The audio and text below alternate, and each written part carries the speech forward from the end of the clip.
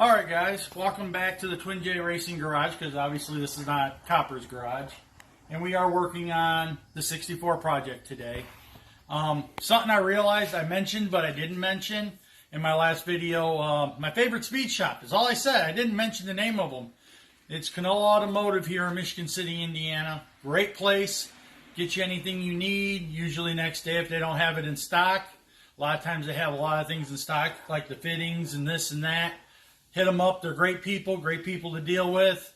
Prices are great. You know, they're where I spend most of my money, obviously. But wanted to make mention of them because, like I said, they've helped me out lots of times. They're helping us out on this project a little bit. So make sure, look them up on Facebook. They got Canola Automotive. I know they got an eBay store, but I don't know what the link to that is. I'll see if I can look it up. But anyways, today we're going to try to knock some things off of our list.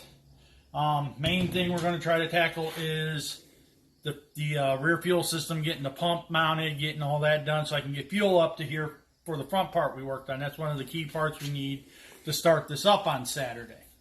Also, just going along with the theme of this project, I put out an APV, I think Tuesday morning after I worked on this car Monday night.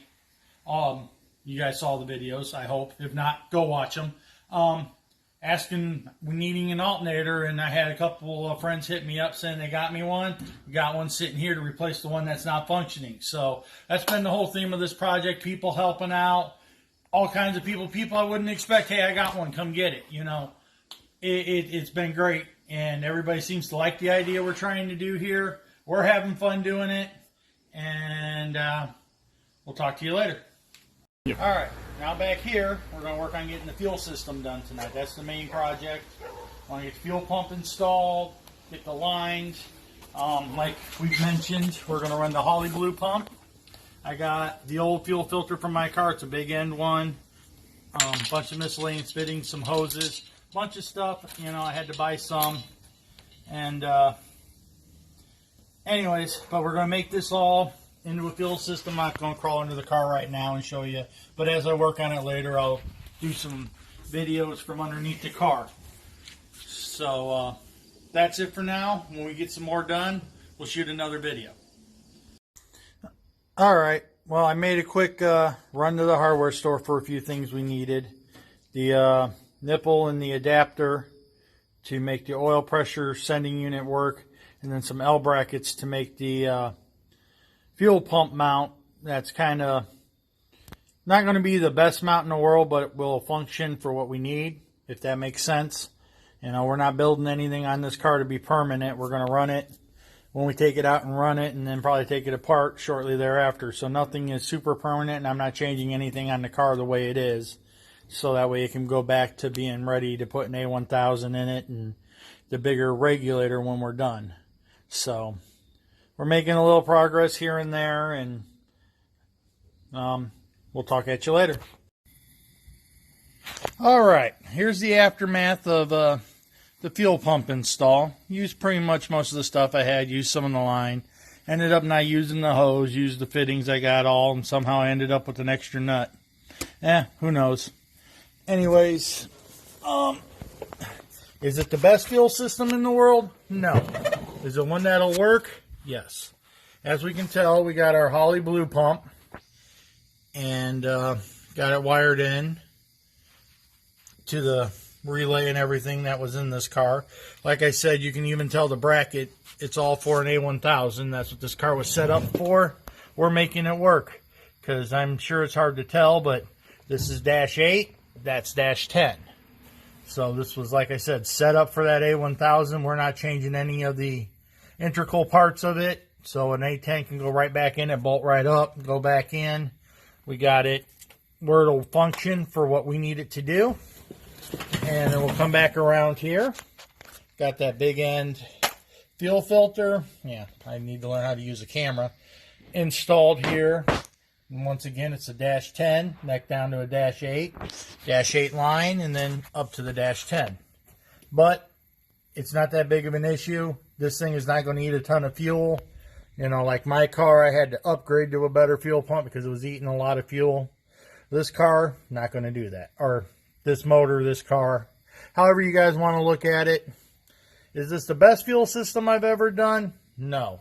Is this the worst fuel system I've ever done? I would love to say yes, but definitely not.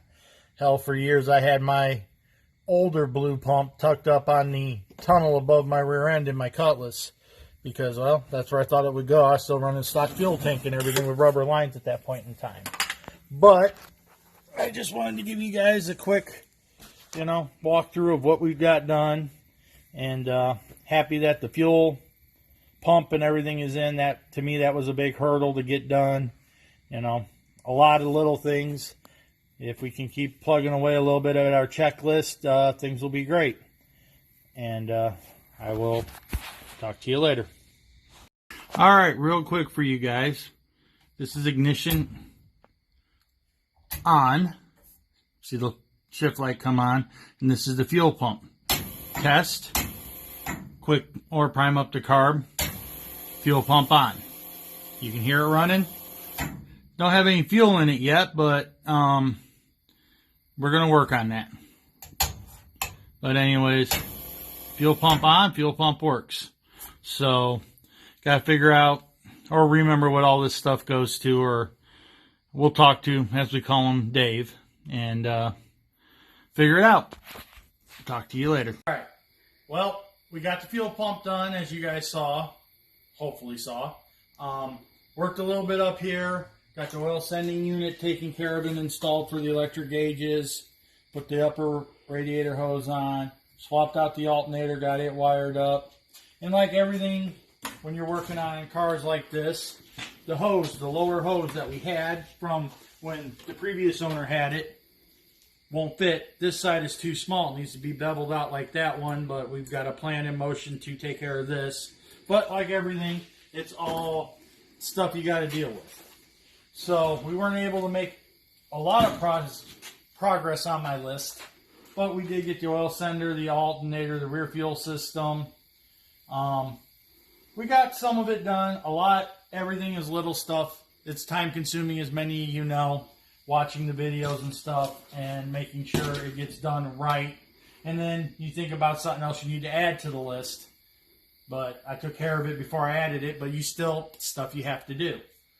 Would have loved to have got the dry shaft in tonight, would have loved, but you do what you can. But we're plugging forward. We're still planning on a Saturday startup of the motor. Got a lot of little things to work on, but we're plugging away at it. And like I said, I hope you're enjoying what we're doing. If you're not, sorry, but anyways, Topper Cutlass, YouTube and Instagram. Check out his socials. Give him some love, especially on YouTube. And like I said, check out the other videos if you haven't already, if this is your first time watching it. And hopefully Saturday we'll have a video of it running for you guys to watch. And hopefully Copper will take another nap or something. I'm not sure. We'll see what he does. I honestly thought he was going to sleep till the end of September, but, that's a whole nother song. Anyways, we'll talk to you guys later.